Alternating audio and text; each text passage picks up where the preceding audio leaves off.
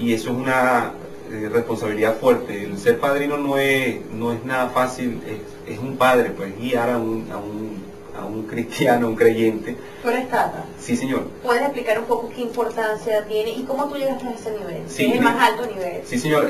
Precisamente yo personalmente comencé hace un montón de años ya, para no decir por la edad, pero sí tengo un montón de años, donde atravesé muchas malas experiencias, me tropecé con personas que aparentaban conocimiento en las reglas, me comencé a involucrar, todo voluntariamente, por supuesto, porque es el daño que más duele, el daño que es la fe de uno. Eso no tiene ningún proceso legal ni quien lo defienda, es solamente la fe de uno. Por eso es que hoy en día, como padrino, digo que a la gente que está comenzando, que le llama la atención, tienen que abrir bien la mente y ser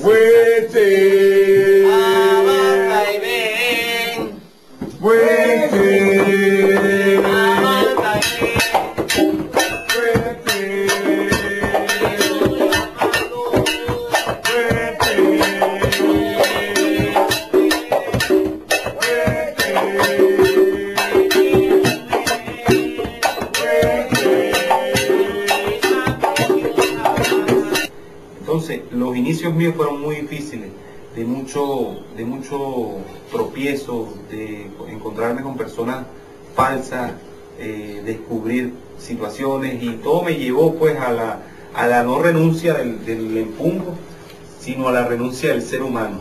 Entendí y apoyo hoy en día que hay que pagar en estas cosas religiosas, es un pago de por medio.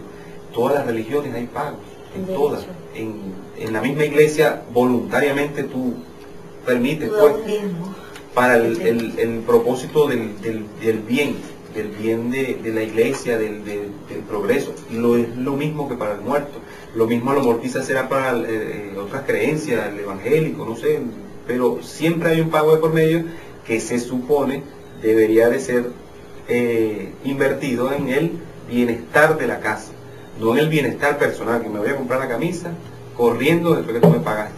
No, ¿entiendes? Ahora, si bien es obligatorio, digamos, dar ese diezmo, lo que haya que dar o pagar, el derecho, ¿no? También lo es que mucha gente, ¿no? Y lo hemos encontrado, te lo digo porque nos hemos encontrado con mucha gente que nos dice que esto se ha convertido en un negocio. Porque correcto. Ya tú rayas en palo a alguien, se vuelve una cadena, vuelve este raya en palo, el otro raya en palo y así, bueno, y son unos cuantos millones. Sí, señor. Sí, no, realmente es lo que te digo, mira, es muy complicado hoy en día porque como no hay un carácter legal que controle esta situación, entonces no queda más que decirle a la gente neófita que está comenzando, que está creyendo, que se siente familiarizada con nosotros, con esta cultura, que sencillamente abran los ojos. A la gente nueva cuando llega acá, los ahijados nuevos que llegan acá, nosotros les hablamos, como dice uno, claro. Es decir, no es necesario que a mí me tengan aquel alfombra roja, no. En el Mayombe yo he descubierto que no es una tarima en la que nosotros estamos, no, estamos metidos ahí en el vaporón con la gente, haciendo que cada uno de ellos desenvuelva. Pues. Depende la vida de ellos, de nosotros también. Correcto, entonces el propósito es, sí, un trabajo arduo de muchas peticiones. Quizás hay muchos mayomberos que no estarán de acuerdo con mi punto de vista, pero padrino es ser nada, eso es la realidad. Padrino es sencillamente un orden ahí que se le da, quien dice el guía de la casa. No, quien es padrino es la prenda, quien es el guía es la prenda, y nosotros nos debemos a la obligación de orientar. Se comienza desde un principio a través del registro. El registro espiritual va a dar pie a que la persona misma diga, mira, este señor me ha pasado en lo personal, este señor no me conoce y me ha dado a través de su registro unos resultados bien satisfactorios, los que me hacen pensar que voy a hacerme unas cuestiones religiosas con él. Ese es básicamente lo primordial. Si en la consulta no hay una eficacia, olvídate que la persona va a volver. Entonces es por eso que nosotros trabajamos con mucha tranquilidad, porque nos dedicamos al inicio. Entonces, acuérdate que tenemos que levantar un muerto, y eso también es un derecho, ser padre. Tenemos que levantar la naturaleza, como dice Enrique. Hay que movilizar muchos poderes en la naturaleza. Una prenda no se arma como hoy en día la están armando, y me consta, en una perfumería. Nosotros nos tenemos que topar con la naturaleza, hacernos marcas, quemaduras, tropezarnos con culebras, tropezarnos con cualquier cantidad.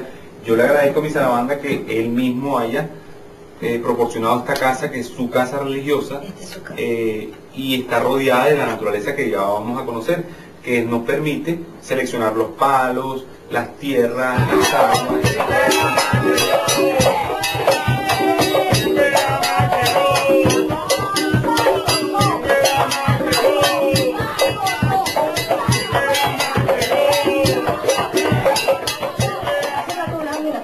De las tumbas. Explícame un poco cómo es este proceso de hacer este pacto, esta especie de pacto que yo lo veo así con el muerto. Ustedes van al cementerio, ¿cómo es este proceso? Correcto, mire, ante todo le digo algo que es muy grave, dado a que nosotros habitamos en un país donde hay leyes, hay un orden de justicia, hay un marco pues, legal en el que no se permite la profanación. Entonces no podemos pretender. Ahí es donde se le hacen algunas adaptaciones pues, al mayombe. El mayombe quizás en alguna oportunidad de sus años venga trayendo esa situación de encadenar muertos físicamente el hueso como tal, utilizarlo en el caldero y todo aquello. Pero al llegar a Venezuela yo no puedo penetrar en un cementerio a profanar porque estoy incurriendo en un delito. Básicamente es eso. Ahora, la parte espiritual, ¿cómo se podría lograr entonces en Venezuela adaptar un mayombe? Bueno, para eso está el desarrollo espiritual de nosotros los tatas. ¿Por qué somos tatas? Porque sencillamente estudiamos el orden espiritual, la transposición espiritual, el cómo lograr conversar con el más allá, con el muerto, ¿entiende? Y lograr pactar con ellos. En su mayoría son personas religiosas que fallecieron por X o Y causa y logran penetrar a través de nosotros, a través de nuestros pactos, logran penetrar en un estigma, vamos a decirlo de alguna forma, que mientras nosotros le cumplamos, ellos nos cumplen. Es un pacto que se hace. Pero todo este pacto se hace a través de, por lo menos en esta casa, espiritualidad abierta, no profanaciones de tumba.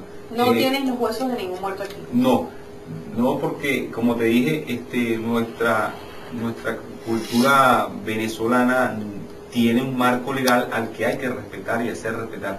No podemos pretender llamarnos o dejar de llamarnos palero, adivino, como nos quieran llamar, porque sencillamente no tenemos un cráneo ahí. No, yo le hago un llamado a la gente que está comenzando, que está estudiando, no crean que sin el hueso del cráneo ya no se puede tener palería, no.